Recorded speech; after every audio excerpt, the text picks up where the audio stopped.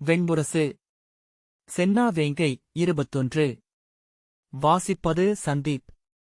பூர்சரவஸ் விழித்துக் கொண்டபோது குடிலுக்குள் ஊன்கொழுப்பு விளக்குகள் எரிந்து கொண்டிருந்தன.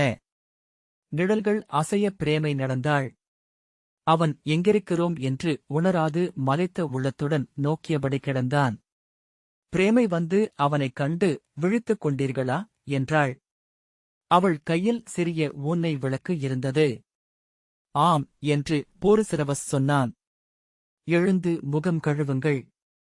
உணவு சித்தமாக உள்ளது என்றாள். உணவா? இனி நாளை காலையில் மட்டுமே என்னால் உணவு உண்ண முடியும் என்று அவன் சொன்னான். முகம் கழுவி வாருங்கள். துயிலெழுந்ததும் இங்கே பசிக்காது. குளிருக்காக உடல் எரியத் தொடங்கும்போதே பசி எழும். முதலில் ஊன்சாறு சற்று அருந்துங்கள். குடல்களை துயிலெழுப்ப வேண்டாமா என்று அவள் சொன்னாள். கொண்டு வா என்று அவன் மெத்தையிலேயே எழுந்து அமர்ந்தான். இங்கு அருந்தலாகாது. உங்களுக்கு இருப்பிடம் ஒதுக்கியிருக்கிறேன் என்றாள். அவன் சோம்பல் முறித்தான். நெடுநேரத் துயிலுக்குப் பிறகு உடல் முழு உயிரையும் திரும்பப் பெற்றுவிட்டிருந்ததனால் கண்கள் ஒளிகொண்டிருந்தன. அச்சிறு இல்லத்தின் ஒவ்வொரு பொருளையும் துலக்கமாக பார்க்க முடிந்தது. வெளியே சென்று முகம் கழுவும்போது கடுங்குளிர் நிறைந்த காற்று சுழன்றடிப்பதை உணர்ந்தான். தன் புரவி அக்குளிரை தாங்குமா என்ற எண்ணம் எழுந்தது. குடிலுக்குள் திரும்ப வந்து குளிர்காற்று வீசுகிறது. எனது புரவி எங்கே என்றான். அதை இங்கு கூட்டி வந்துவிட்டேன். நமது குடிலுக்குள்தான் இருக்கிறது. அங்கும் கணப்பிட்டிருக்கிறேன் என்று அவள் சொன்னாள்.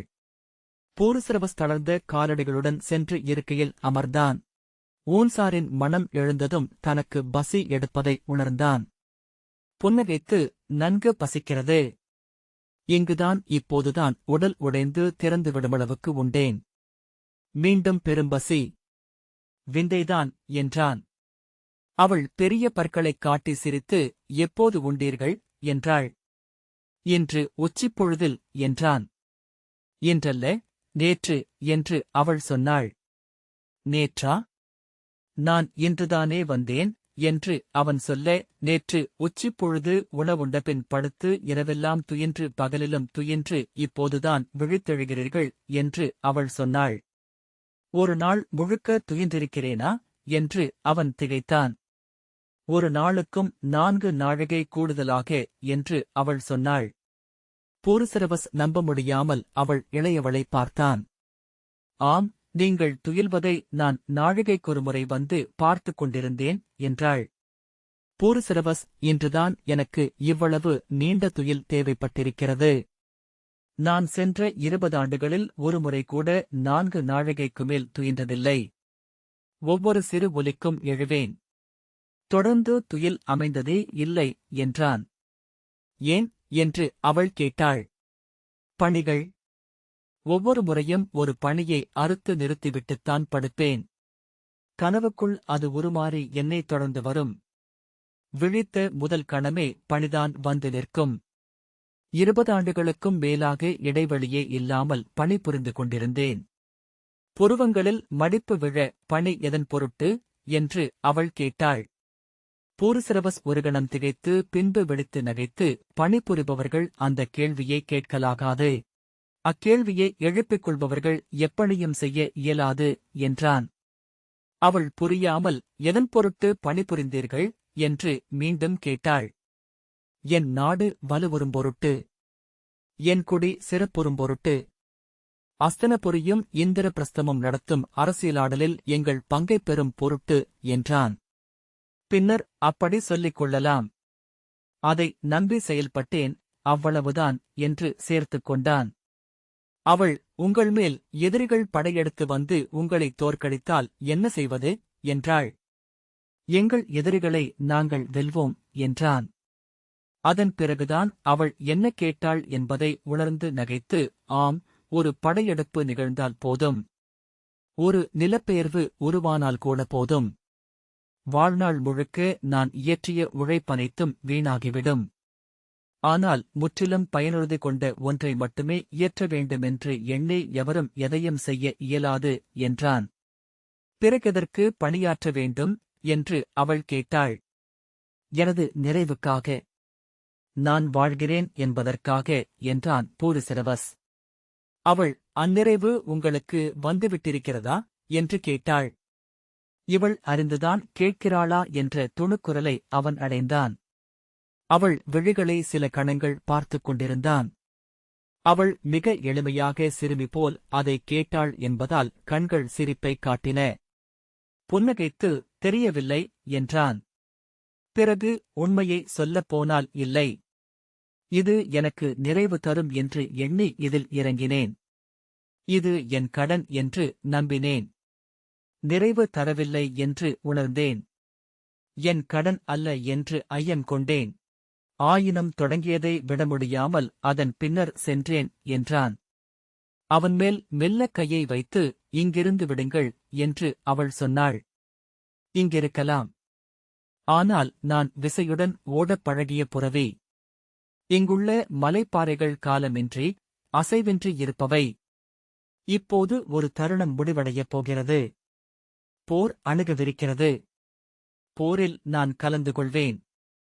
இப்போரில் நான் உயிருடன் மீண்டேன் என்றால் பிறிதொரு வாழ்க்கையைத் தொடங்க வேண்டும் என்று எண்ணுகிறேன்.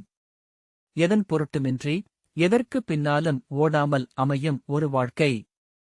இந்த மலைப்பாறைகளைப் போல அல்ல, அது இப்பிறவியில் எனக்கில்லை. ஆனால் கீழிருந்து இந்த மலைப்பாறைகளை நோக்கி தவம் செய்யும் சிறிய பாறைகளுண்டு. அவற்றிலொன்றென ஆகஸ்ட் விழைகிறேன் என்றான். அவளுக்கு அவன் சொன்னது எதுவும் புரியவில்லை. போரில் உங்களுக்கு எதிராக யார் வருவார்கள் என்றாள். பலர் என்றான். அதெப்படி ஒருவருக்கெதிராக பலர் வர முடியும் என்றாள். பூரிசிரவஸ், போர் என்றால் என்ன என்று உனக்கு என்னால் விளக்க முடியாது என்றான். ஊன்சாறைக் குடித்து எழுந்தபின் அவள், சற்று நேரம் ஓய்வெடுங்கள். அதற்குள் ஊன் உணவு ஒருங்கிவிடும். மைந்தன் வேட்டைக்கு சென்றிருக்கிறான் என்றாள். பூரிசிரவஸ், வேட்டைக்கா? எப்போது சென்றான் என்றான்.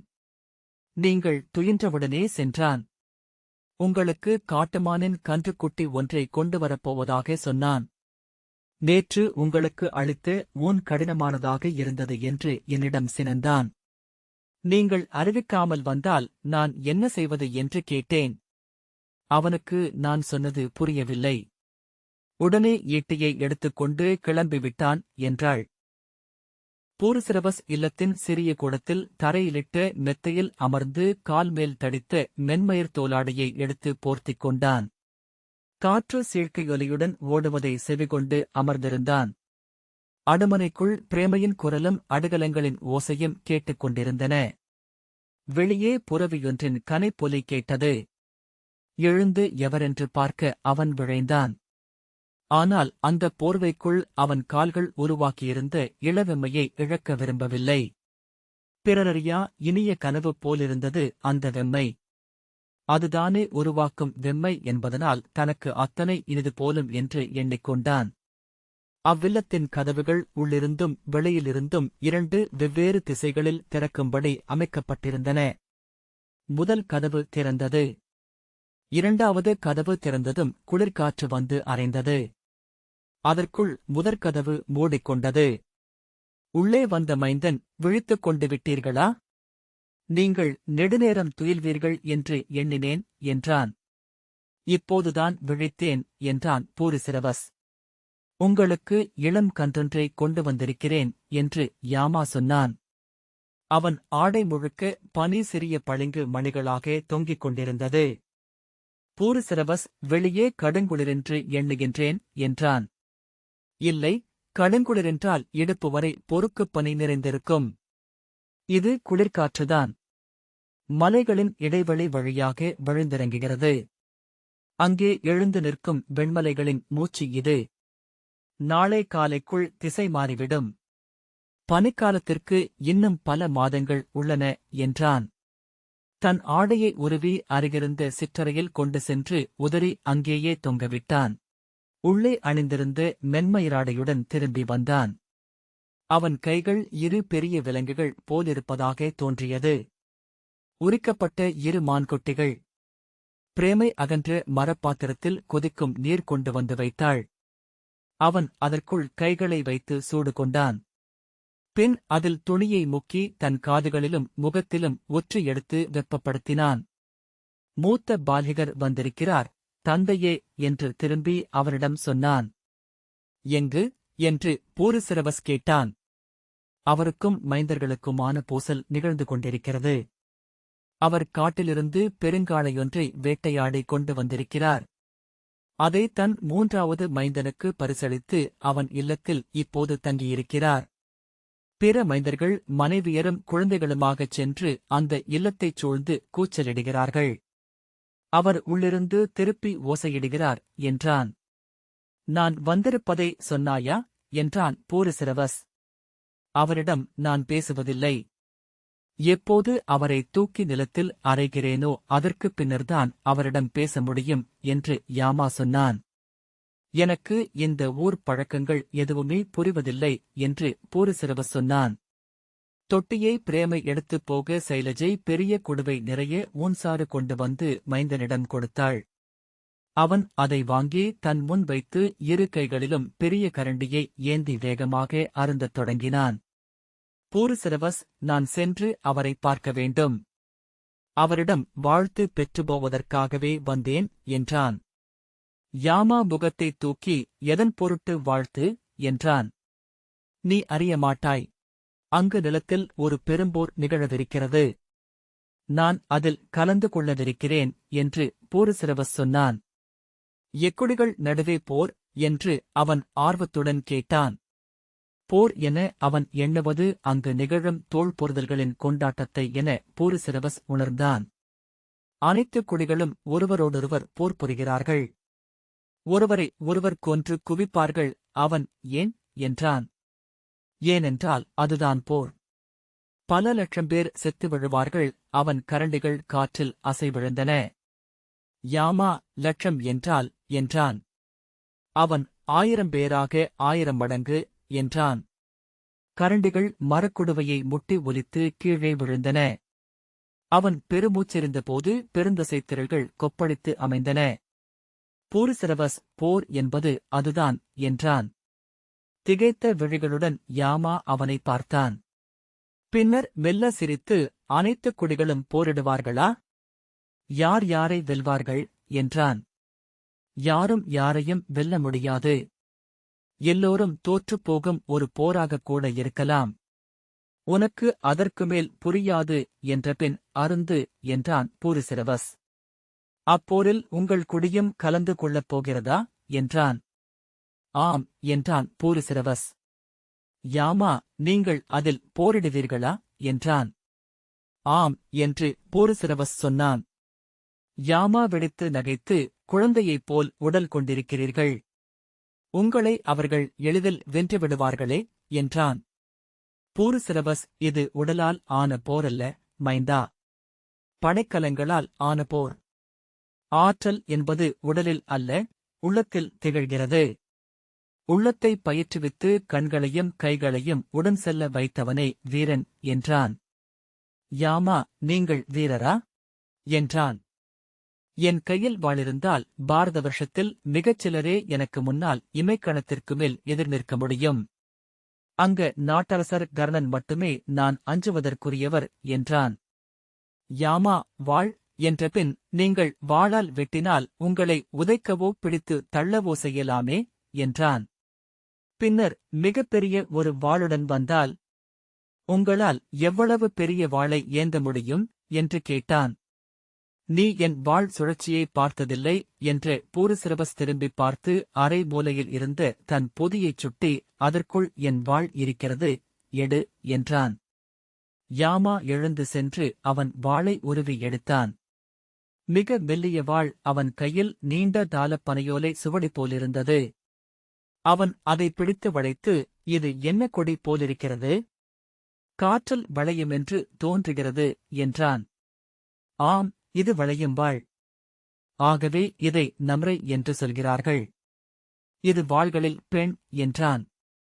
வளையும் வாளால் எப்படி வெட்ட முடியும்?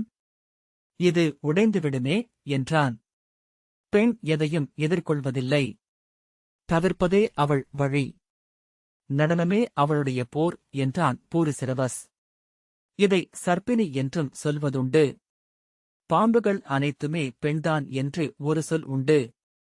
நீ பாம்பை பார்த்திருக்கிறாயா என்று பூரிசிரவஸ் கேட்டான்.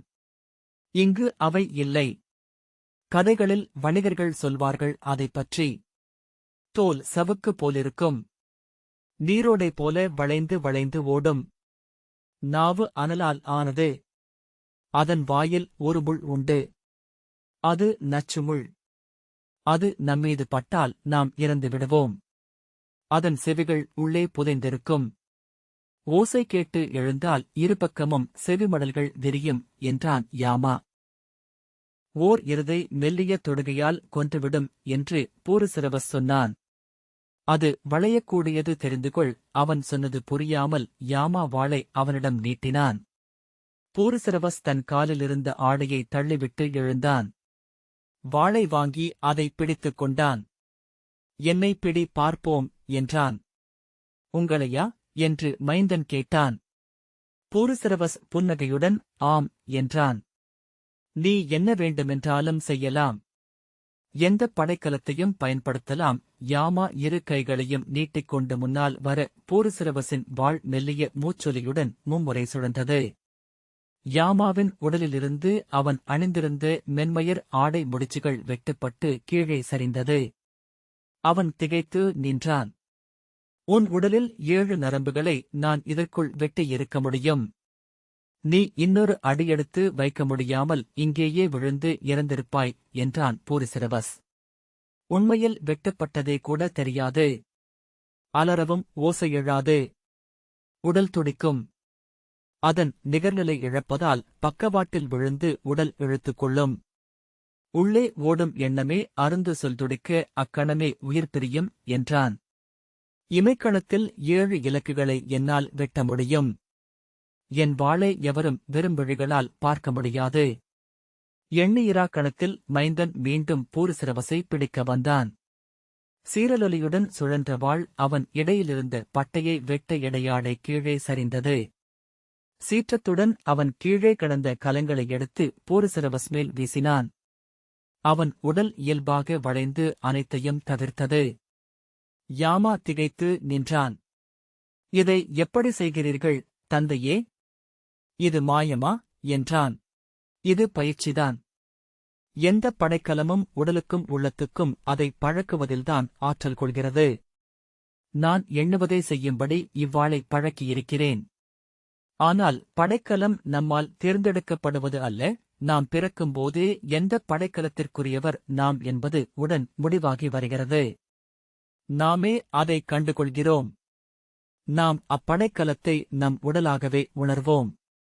எந்த போர்க்களத்திலும் எவரையும் நான் வெட்டுவதில்லை. நான் கடந்து செல்லும்போது மெல்லிய வெள்ளை மின்னல் போல இந்த வாள் என்னைச் சுற்றி பறந்து கொண்டிருக்கும்.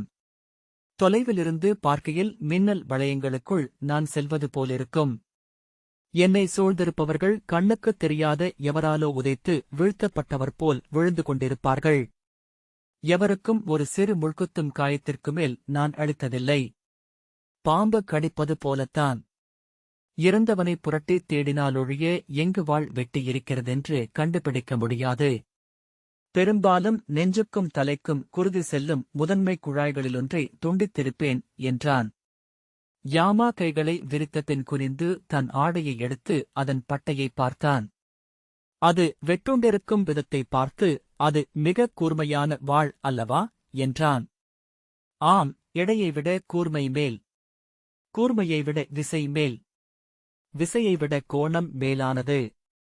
கோணத்தை விட தருணம் முதன்மையானது என்று பூரிசிரவஸ் சொன்னான். இதை எனக்கு கற்றுத்தாருங்கள் தந்தையே என்றான் யாமா. இல்லை, நீ வைத்திருக்கும் அந்த முரட்டு கதையும் வேலுமே உனக்கு போதுமானது என்றான் பூரிசிரவஸ்.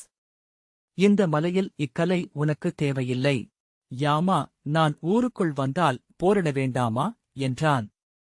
நீ என் ஊருக்குள் வரப்போவதில்லை என்றான் பூரிசிரவஸ். யாமா சினத்துடன் நமது குடியின் போரென்றால் நான் கலந்து கொள்ள வேண்டுமல்லவா என்றான். நீ எனது குடியல்ல, நீ உனது அன்னையின் குடியை சார்ந்தவன்.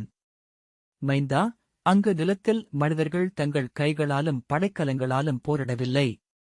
தங்கள் வஞ்சங்களாலும் நஞ்சுகளாலும் போரிடுகிறார்கள். அப்போருக்கு நீ ஒருபோதும் இறங்கி வரலாகாது. அவர்கள் எவரும் இங்கு வர முடியாது. ஆகவே அவர்கள் உங்கள் பகைவர்களும் அல்ல. இங்கிரு, அங்குள்ள எதையும் விழையாதே, அங்குள்ள எதையும் எப்போதும் பெற்றுக்கொள்ளாதே. இது என் ஆணை.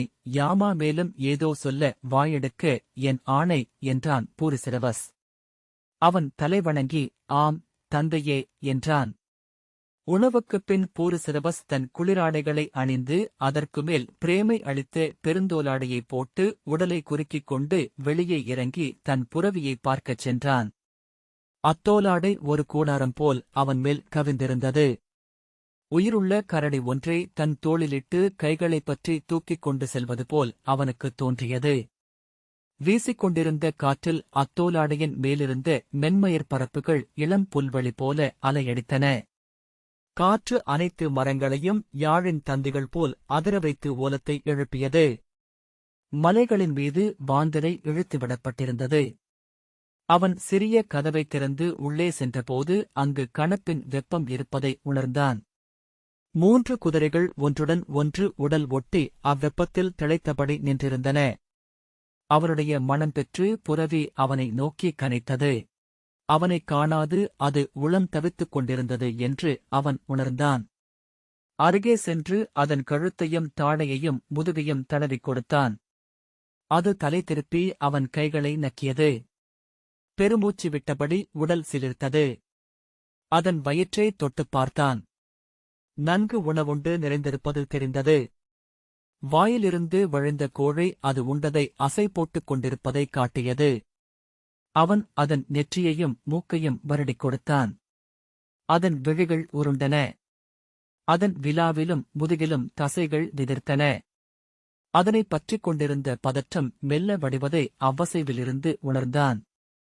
மீண்டும் மீண்டும் அதை தட்டி ஆறுதலளித்த பின் கதவைத் திறந்து வெளியே சென்றான். அதற்குள் அவன் உடல் முழுக்க குளிர் பரவி நடுக்கு தோன்றிவிட்டது. விரைந்த காலடிகளுடன் இல்லத்தை அடைந்து கதவைத் திறந்து உள்ளே சென்றான். யாமா எழுந்து வந்து அவன் மேலாடையை கழற்றி எடுத்து உதறி கணப்புக்கு சற்று அப்பால் மாட்டினான். கணப்பை அணுகி இரு கைகளையும் காட்டி வெம்மையூட்டியபடி பூரிசிரவஸ் அமர்ந்தான். வெளியே அந்திக்கு முந்தைய வெளிச்சமிருப்பதை உணர்ந்து திரும்பிப் பார்த்து, இப்போது பொழுதென்ன என்றான். இரவு எழுந்துவிட்டது என்றான் யாமா. ஆனால் வெளியே வெளிச்சமிருக்கிறது என்றான். கோடையில் இங்கு இரவு முழுக்கவே வெளிச்சமிருக்கும். பனி புயலடிக்கையில் சற்றே இருண்டு மீண்டும் வெளுக்கும் என்றான் யாமா. பூரிசிரவஸ் கைகளை உரசியும் உடலை திருப்பியும் தன்னை வெப்பப்படுத்திக் கொண்டு எழுந்தான். படுத்துக் கொள்ளுங்கள் தந்தையே என்றான் மைந்தன். இப்போதுதான் தூங்கி விழித்தேன். மறுபடியும் துயில முடியுமா என்று தெரியவில்லை என்றான் பூரிசிரவஸ். நீங்கள் துயில்வீர்கள். உங்கள் உள்ளத்திற்கு துயில் தேவைப்படுகிறது. ஆம், இங்கு என்னுள் எப்போதும் ஓடிக்கொண்டே இருக்கும் சொல்லுரைகள் நின்றுவிட்டிருக்கின்றன. துவண்டு கிடக்கிறது அகம் என்று பூரிசிரவஸ் சொன்னான். அங்கே நிகர்நிலத்தில் நாங்கள் காற்றை சொற்களால் நிரப்பி வைத்துக் கொண்டிருக்கிறோம். சொற்களையே மூச்சாக விட்டு சிந்தையென ஆக்கி அதில் திளைக்கிறோம். உளச்செயல் மலை ஏறுவதற்கிணையாக களை பூட்டுவது. துயிலவிடாதது அதுதான் என்று யாமா சொன்னான். இங்குளோர் பெரும்பாலான பொழுதுகளில் துயில் கொண்டு விடுகிறார்கள். குளிர்காலத்தில் ஒரு நாளில் 4 நாழிகை பொழுது கூட நாங்கள் விழித்திருப்பதில்லை. மிகுதியாக துயில்வதனால் மிகுதியாக வாழ்கிறோம் என்றான். துயில்வது என்பது இங்கிலாதாவது மட்டும்தான் தந்தையே. துயிலில் நாம் சென்றடையக்கூடிய இன்னொரு உலகம் இருக்கிறது. அங்கு அனைத்தும் பிறிதொரு வகையில் அமைந்துள்ளன. அது மாறா வசந்தகாலம் திகழும் நிலம். எங்கும் மலர்கள் முளைத்து நிறைந்திருக்கும். இனிய பறவைகள் கைதூக்கி கண்மூடி தனக்குள் மகிழ்ந்தவனாக புன்னகைத்து அழகிய பெண்டிர். அங்கு நாம் முடிவிலாது வாழ முடியும். மனிதர்களுக்கு தெய்வங்கள் இரு உலகங்களை இவ்வாறு படைத்தெடுத்திருக்கின்றன என்றான். பூரிசிரவஸ் ஆம் என்று புன்னகைத்தான். பிரேமை உள்ளிருந்து வந்து அவனிடம் உங்களுக்கு படுக்கை ஒருக்கியிருக்கிறேன் என்றாள். அவன் நன்று என்று எழுந்து கொண்டான். அவள் முன்னால் செல்ல அவன் பக்கவாட்டில் அந்த சிற்றறைக்குள் சென்றான். மரத்தாலான பெட்டி போன்றிருந்தது அப்படுக்கையறை. முன்னர் அவன் படுத்திருந்தது மைந்தனின் படுக்கை என்று தோன்றியது.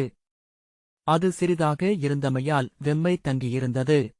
முகப்பறையிலிருந்த கணப்பிலிருந்து வெங்காற்று வருவதற்கான மண்குழாய் அங்கே வாய் திறந்திருந்தது. கம்பளி மெத்தைக்குமேல் தெய்வங்களின் காப்புக்கென இறகுகளால் ஆன கொத்து ஒன்று தொங்கியது. அவன் மெத்தையில் படுத்து தன்மேல் மென்மயிர் போர்வையையும் அதற்குமேல் தோல் போர்வையும் எடுத்து போர்த்திக் கொண்டான். உள்ளே கைகளையும் கால்களையும் நடப்பது போல் அசைத்து வெம்மையை உருவாக்கினான். பெரிய குடுவையில் நீருடன் பிரேமை அறைக்குள் வந்தாள். அதன் கதவை மூடி தாழிட்டபின் குடுவையை அருகே வைத்துவிட்டு முழந்தாளிட்டு அவனருகே நெருங்கி போர்வையை தூக்கி உள்ளே நுழைந்து தன் கைகளாலும் கால்களாலும் அவனை பற்றிக் கொண்டாள். அவன் ஏதும் சொல்வதற்குள் இதழோடு இதழ் பொருத்தி முத்தமிடத் தொடங்கினாள். அவன் அவளை தன் உடலுடன் இறுக கட்டிக்கொண்டான். அவள் காதில் உன்னை பார்த்த கணம் முதல் காமம் கொண்டேன் என்றான். ஆம், தெரிந்தது என்று அவள் சொன்னாள். பின்னர் அவனை வெறிகொண்டவள் போல் முத்தமிட்டாள். தன்மேல் பெரிய துளிகளாக மழை பொழிவது போல் அவன் உணர்ந்தான். மெய்ப்பு கொண்டு கைகால்கள் நடுங்க அவளை தழுவினான். அவளுடைய பெரிய உடலை அவனால் வளைத்து அணைக்க முடியவில்லை.